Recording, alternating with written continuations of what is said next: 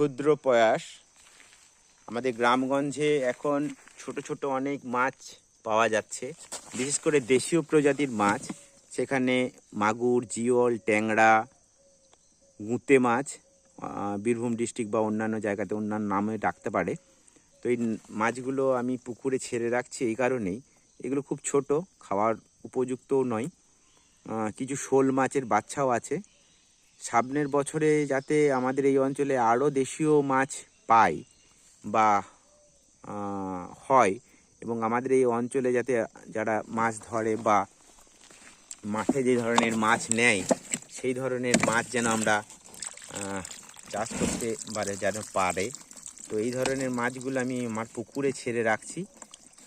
সামনের বছর যখন বৃষ্টি হবে, তো দেখতে পাচ্ছেন বিভিন্ন ধরনের, এই দেখুন ট্যাংরা মাছ, জিওল মাছের বাচ্চা, বিভিন্ন ধরনের মাছ আমি ছেড়ে রাখছি। এই কারণে সামনের বছরে এগুলো এবছরে ধরা হয়েছে, কিছু মাছ হয়তো একটু ইনজুরিও আছে। তো ছোট ছোট মাছ আমি ছাড়লাম, সামনের বছরে যাতে এরা আবার মা হতে পারে এবং আরও মাছের সংখ্যা বৃদ্ধি করতে পারে। এইটাই আসল উদ্দেশ্য আর কি আমার। এইটা আমাদের পুকুর, আপাতত ছেড়ে রাখলাম। এরপরে দেখা যাক সামনের বছর কি হয়।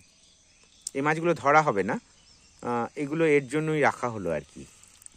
জেনারেলি এই মাছগুলো বড় জালে কমই আসে।